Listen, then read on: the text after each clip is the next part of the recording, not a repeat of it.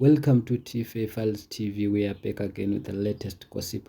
Nyaya dziri kupisa dziri kutenderera pasocial media. Tom Jones, one man one kokiro, achinyomba baba Rokadhiya namai Rokadhiya achiti musade kutipusisa, muchizviita kunge makarambana pasocial media muchisikopemha mari. Tozviziva, tererai munzwe zvaari kutaura. Kumamarriage twenzaranzara kuti tinotanga kuita tumaskits tikutarambana, takazodai, ndikazodai, ndazorambana, takazodai, tumaskits kokuza makubhaiza kusecha brain kuti mumhanye kunowedzera maviews. Ndoda kuvhura brain kuti munzwisise. Zvinhu zvese zviri kuitika zvikunzwa zvaitwa nanhenge zvakamboitika kumachiro kunganzi atachitamba isosaiye nhasi madzokerwa futi mamhanyazve. Unepana pasocial media matozvi tumadrama tumwe twamunongoda kuti wamune muningoona kuti apa tiri kuona delayed match bhora rakatambwa last week ndo ramuri kuona ndo ramune mungoteera chete delayed match zvinhu zvamakaona mukaudziwa mukadzoka mukaudziwa kuti takati chitamba ndo zvadzoka futi mamhanya tiri kutoda kuzviona futi zvaitwa nanhingi zvakaoma madelayed match bhora rakatambwa raukaudzwa kuti rakatambwa last week Zimbabwe ikawina 3-1 ndo rauri kuona this day today. But you still not believe kuti Zimbabwe yakawina 3-1. Tumaskits tumwe tunoitwa pana social media. Unofana kugara wangoona nebrain dzako kuti hapana kwatiri kuenda zanyika. Tiri kubhaiziwa. Muzunono maisekwa, makatitisa mari, takamboita kunge takonana, makatitisa mari, makaita basa. 2 minutes vadzoka futi vakaona kuti kagame kekukonana kakanoitisa mari.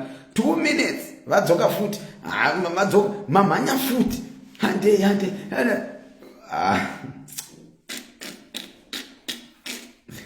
Social media haine madzungairwa madhanda head akawandisa kudarika vanhu panapa pasocial media. Madhanda head. So isusu we don't want hatred. We want people who can support each other. Taneta nemaskits. Taneta nawo maskits ari kuitwa nemamarriage officer ari kungomanya mastreet.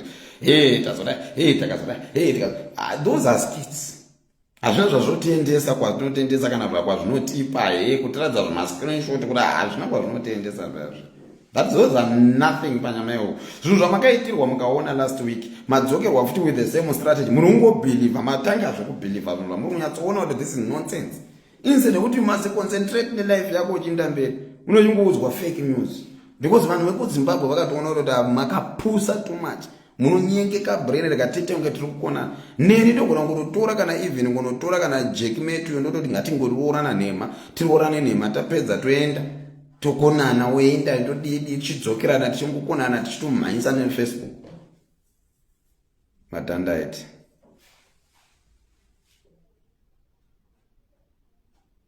People they don't know. Kuti vanoshandiswa mutembisi. Munoshanda mungofukidzira kuti data richipera muchitenga. But you don't have anywhere to go. You are still remaining on the same level. Instead kuti patime yese ono uchitera kumhanyisa nepage rako newo utange kuora. Uite maskits ako uchinda uchipuwa mari. Hauna kana kumonetize kana page. Hauna kana followers 500.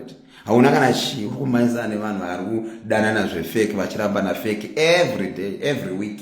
Vakambonyarara 2 minutes vamo madanana fu.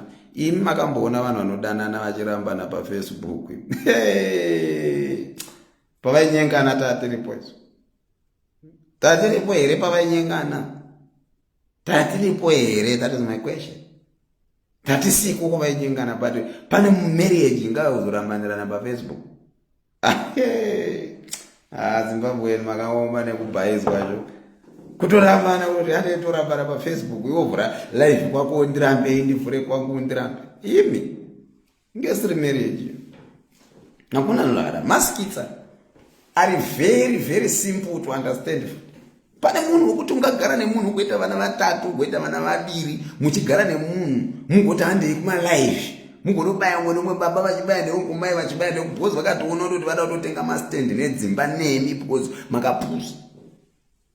Baba vagonobaya live kumai vagonobaya vanhu vakuru vakaita sevai vagoti takuuya kuzorambana palive pamalive paFacebook pasocial media kunge pavakanyengana vachosvedana nyoro was there. Imi do seka zvako mwana wakwamofu paFacebook kuti tauyawo kuzorambana pano ruzhinji rwese huyai muone vanhu vagomanya kuti andetoona vanhu vari kurambana kufacebook mungozvibhilivha izvozvo.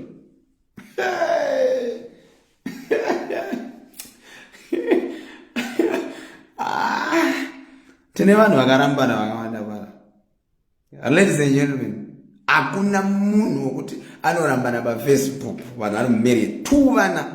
Yasiyana nerelationship yepechenzi konzi soko. Yasiyana nerelationship.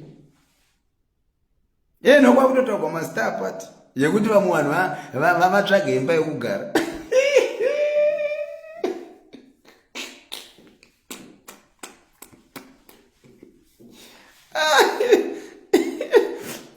Social media aindofa kune kuseka kwakutonzi mastar party murume mukuru, rume rakaita seriya nematevhu akadaiwo runotadza kuenda kubasa koshanda kuti rigare rinoda kuitirwa star party kutsvaka imba yekuroja. Ngimi sabvuma kuda kuti itise, sabvuma kuitiswa. Indofarira vanhu vakafungano, vanhu vanovhura brain, vanhu vanoona zviri kumberi zvaiti kuti kuvunzi kuya kustar party kungokonana 2 days makutoda mastar party, kungokonana 2 days makutoda mastar party. Hamoni kuti kaka strategy kekuda kukutorerai zvamuinawo. Ladies and gentlemen, let's be innocent, man. Handina jealous nini, but inini what I don't want ndezvokuti ndonyengana newewe food lover section kana kuti ndonyengana na Melania.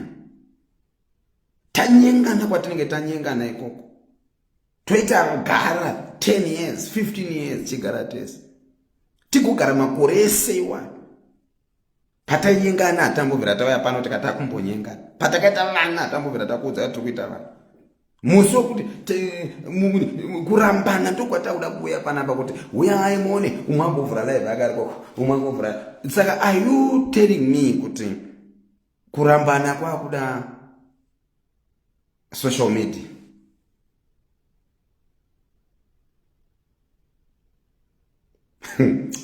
As star party yanano kurambana kwakuda social media.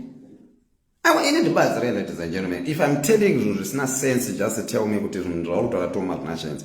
Zvinhu izvi zviri kuitika nawo kune vanhu vaya zvinhu zvakamboitika pamashura hapana kana month, hapana kana even 1 month zvaitika. Everybody achinzwa chimhanya mumastreet tikatomanya kuti chinoyananisa tichifungidzira kuti sometimes vanhu vakona nazveshuwa tikapedzera taiti kwamabalance after 1 week kuti hata tichitamba zvinhu. Ndine mhuri yangu ndosaka maiona achitira malive musango. Ndoe maiti tambai. Alright, it's okay. Tagara tati chikamu chadarika. Manje futi ratangazve same strategy. Vanhu ndoti vanhu vakonana. Vanhu kwakutoti vari mastar party kuti muende munodoneta masters ikoko. Mumbe vanhu. Varume kana muchiita chinhu musada kudonza vanhu mari nezvinhu zvefake. Just do things legit. Kana musina mari uyaimpeme. Panapa panopemhewa, panonzi pamuchapemha pano pasocial media. Usina huna, don't pretend like you have. Uya pano uchemere vanhu varume ndina mari ndipewo mari rent yandiremera. Guys, tinoda kuwedzera mari yerent tipeiwo. Mafollowers amuinawo emukadzi nemurume mukabatanedza munowana something. Not to bring wrong information. Next week munongonzwa makai mashoko andinotaura. Next week munongonzwa kuti amadzokerana futi. Zvamakangoitiwo komagapo. This is not the first time. Ndechekutanga here ngatingotaura nechokwadi. Ndekekutanga here kuchimodzi taramana. Todzoka pano utoona mavese vachitoita maskits tasodzokerana. Nasi futi zvatanga futi tarambana. Aiwa ndokumbirawo kuti kana makatiteerera kavafana musatita madhanda head. Imimi maduzvimi musatita madhanda head. Tsvagai mari zvakanaka pasocial media. Kana zvaramba zvesocial media iro yamakabinga pana chitsvagai zvimwe zvekutsvagisa mari kwete kuda kuita vanhu maproblem elife dzenyu. Muri kutiitisa zviri pachena. Yes, Gamu, how are you, sweetheart? amunzi kuti kwai vanhu munorambana nesocial media.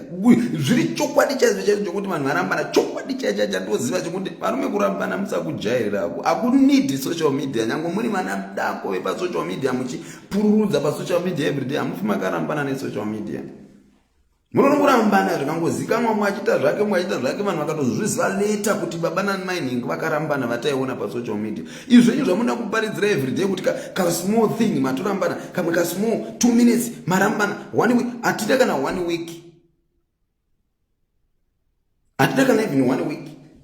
Matiudza kuti mamuchitamba zvese zvakaitika kumashuro kuti chida kutoyananisawo isusu.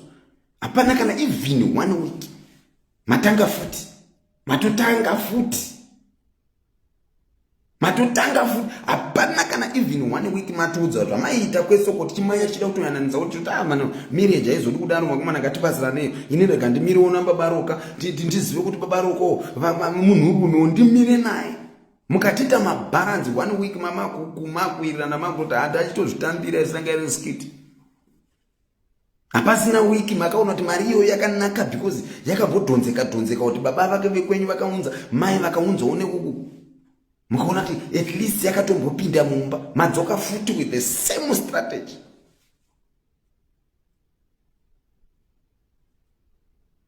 Inini zvangu kana uri cat family, don't support nonsense. I beg you. Don't support nonsense. That's a flop skit. You know, skit ngari flop ari nakana basa. Ngari flope. Better kutobatsira vananyati. Better kutobatsira man upcoming artist ari kutosumuka antori nani. Mukwete everyday kungazoramba pa social media yato content muri kuitiswa content but amusi kuzviona. Every day mune ngokona na pa social media. That's what Impa uziko yenyu yazonya yakukosha kuti you can come and display. Yes, let denere. Muno yamuzoti display napana. Every day you bring same issue. Every day same drama. Every week same drama. Mumbonyara ka 2 weeks. After 2 weeks maona kuti amusina ma views nema followers ari kukutera. Matanga futi same drama. Noise. Noise. Mumbomira 2 weeks. Matanga futi same drama. Every week same drama. Every week same drama. We are sick and tired about this foolish drama. Kanda kurambana makanyarara because pamakanyengana muchivhurana muchisana nyoro muchizvirana, we wasn't there. Musvirana nwamaita makavanza muri muchidhoche mukati muchiromana nyoro. Ndo the same thing that you must do kana makurambana kwete kuda kuzovhiringidza people. I am wrong. Kana ndiri wrong ndiudze. Because every month is same drama. Every month tapedza kuno support tichiti tikumiramira nevamwe vedu tipakridze marriage tisiri kuti kwa madhanda head. Kuda kutira madhanda head. We come from far ladies. Tainde izoto tichivura my life. Tichimanya vedu we aiwa baba Roka, aiwa musade shamari, aiwa wakura uri munhu mukuru, aiwa njamari usada 2 minutes takutonza hata itotamba isupaya isu. Vototanga kutira maskiti vatomba nemhuri yangu vakutonakirwa vakutofara apaperi vhiki vatanga futi tarambana hatasoda nonsense man, foolish tsvina dzemaskiti dzamaroteta. Kana mida kuona kuti munopera manje rambai muchiita zvamurikuita. Bvunzai vamwe vakamboda kuzviita izvo vakapera panonaka. We are tired of these dramas of kurambana. Pamaikwirana nyoro muri vaviri muchikona muchizvara vana venyu. Why don't you just bring those issues kuti ndakamukwira neengo yakati ndikamukwira ndikamutundira ndikazomudaiwa akamboigarira ndikambomufongoresa. Why don't you bring those topics? Munotibwira kuti topic yekurambana kwenyu taivepo here isusu panapa pamairambana. Taivepo here musi wamaiudzana kuti ndokuda. Taivepo here musi wamaizvirana. Taivepo here isusu pamaita zvese izvozvo. But nhasi mauda kutipinza pakurambana kwenyu. Kwamunorambana every week, every month mune muchirambana muchidzokerana to makai mashoko anokutaura. That is why you see kuti some of the dramas dzinopedzisira dzapera panonaka. Munozvipedza mega because muri kumhanyidzana nekuda kukwidzana nevanhu already vakatokwira kudhara lolo manats. We are nothing. We are tired. Taneta, ladies and gentlemen. Inini kana uri cat family, don't ever support any one of these shit people. vanodzidzisa chii vana vadiki vari pana? Vanodzidzisa chii vamwe? Ndozvinoitwa marriage yacho, kuti rambanai muchidzokerana, muchirambana muchidzokerana. Vasati varoorwa vandoona kunge zvinotori nekadhati. We are tired. Taneta netomadrama toitwe kwashi kwemusuru. Stay mumadramas yenyu mega kona nai kusvika mamama. We know kuti if you don't support that, muchaona kuti havamavhuri malive amuona everyday vari vese. Vanhu vana they don't even rambana. Those are liars. De vakarambana kare unonga ungasvirwa kekutanga wetuwa mwana wosvirwa futi wetsuwa umwe mwana wotaura kuti kwaita akurambana asi nekuda kwesocial media nekuda kuti maona kuti kune mari yaZuckerberg. Misuri man. Misuri nemidhoto.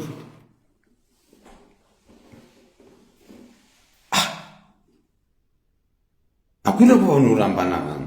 Kwenda kuimba yomwe mufana wani kaikutapura unotora chivhidhiyo mubama musina kana jombo rako. Mwana kuti WhatsApp party, munati WhatsApp party kuda kutsvake kwaimba. Uri chirema. There are people who needs all those responsibilities, not you. Kara pasi, sit down. Utsvake basa, zvaunoenda wani kubasa, zvakungokuna une chimota wanyongo kunguruka. Just get that money ndanotsvaga imba. Vakadzi avo ndovangatoita zvemaster party avo kuti rume guru rinoda kupemha nenyaya yekuti ndarambwa. Warambwa wambo wakatadze. Warambwa kuti wadi. Kuda kuti bhayiza kuti mwana akaitira live mumba umu, mwana akaitira musero, mwana akaitira masikati umoita mari.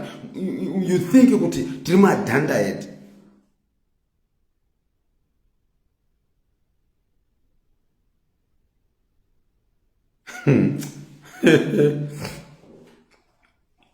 Guys, if you don't know content, you remain in darkness. Content munhu anobuditsa chiweti kuri wabonyura palive apo kuda kutsvaga following.